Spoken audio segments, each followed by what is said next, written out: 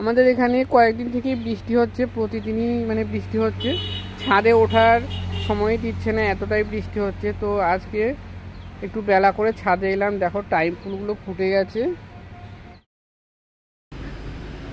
কয়েকদিন আগে আমি এই সজনের ডালগুলো এনেছি, কয়েকদিন ধরে আর লাগানো হচ্ছে না। তো এখন আমি ছাদ বাগানে একটা বস্তার মধ্যে এই সজনের ডালগুলো লাগিয়ে রাখবো। এই গ্রো ব্যাগটার মধ্যে আমি এই সজনের ডালগুলো লাগিয়ে রাখছি। পরবর্তীতে আমি এই সজনের যে ডালের ওপরের অংশতে আমি গোবর দিয়ে আমি প্লাস্টিক দিয়ে বেঁধে দেবো। অ্যাকচুয়ালি আমাদের গ্রামের দিকে ওইভাবেই লাগিয়ে থাকে, তাই আমি চেষ্টা করবো এইভাবে লাগিয়ে দেখি কেমন ফল পাওয়া যায়। সেরকম কোনো গাছের পরিচর্যা করার মতো সুযোগ পাচ্ছি না, তাই গাছের সেরকম কোনো পরিচর্যা করাও হচ্ছে না। তো আজকে বাগানে চলে এসেছি, দেখো বাগানের ভিউটা খুব সুন্দর লাগছে, তাই না বলো? দেখো এখানে এদিকে হচ্ছে তুলসী গাছ, এদিকে ফুল গাছ, দারুণ লাগছে না? ছাদ বাগানে বকফুল গাছ লাগিয়েছিলাম, এর আগে আপনাদের সঙ্গে শেয়ার করেছিলাম।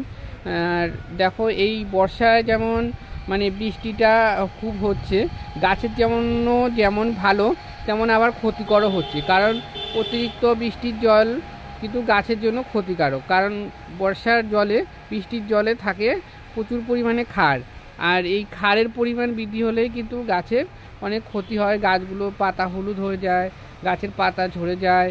এই দেখো এই গাছটা কত সুন্দর হয়ে উঠেছিল, পাতাগুলো গাছের বৃদ্ধিও ব্যাহত হয়, মানে গাছটা ঠিকমতো বাড়ে না, হলুদ হয়ে যাওয়ার পর কিছুদিন পর ঝরে যায়।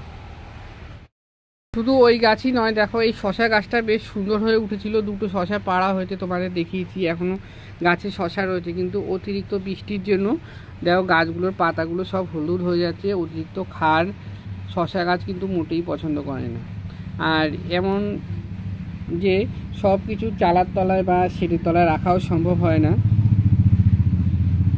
তাই অতিরিক্ত বৃষ্টি,